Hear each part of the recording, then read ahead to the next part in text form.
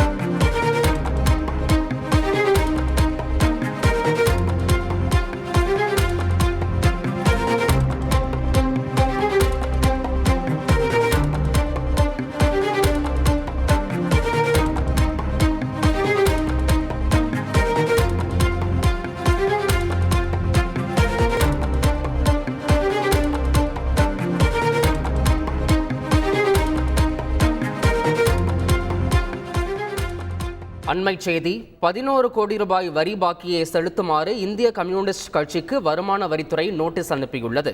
கடந்த சில ஆண்டுகளாக பழைய பான் எண்ணை பயன்படுத்தி வருமான வரி கணக்கை தாக்கல் செய்ததால் இந்த நடவடிக்கை எடுக்கப்பட்டிருப்பதாகவும் தகவல் கிடைத்திருக்கிறது. மேலும் இது தொடர்பான கூடுதல் விவரங்களை நமது செய்தியாளர் ரமேஷ் வழங்கிட கேட்கலாம். ரமேஷ் வணக்கம். இது தொடர்பான கூடுதல் விவரம் என்ன?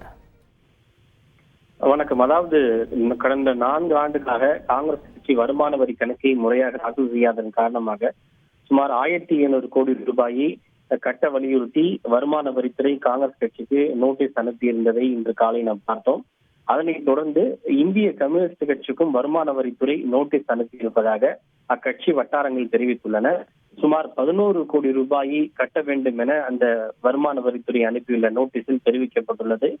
இதற்கான காரணம், கடந்த சில ஆண்டுகளாக அவர்கள் தாக்கல் செய்த வருமான வரி கணக்கு பழைய பான் கார்டு எண்ணை பயன்படுத்தி இந்த வருமான வரி கணக்கை தாக்கல் செய்திருப்பதாகவும், அதன் காரணமாக அபராதம் மற்றும் வட்டி உட்பட இந்த 11 கோடி ரூபாயை செலுத்த வேண்டும் என்று அந்த நோட்டீஸில் தெரிவிக்கப்பட்டிருப்பதாக கூறப்பட்டுள்ளது.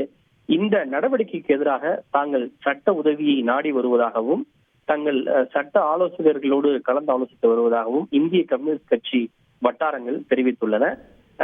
தேர்தல் நேரத்தில் இது போன்ற நடவடிக்கைகள் தங்களுடைய ஜனநாயக உரிமைகளையும் செயல்பாட்டையும் முடக்குவதற்கான செயல் என்று எதிர்க்கட்சிகள் தொடர்ந்து விமர்சனத்தை முன்வைத்து வருகின்றன.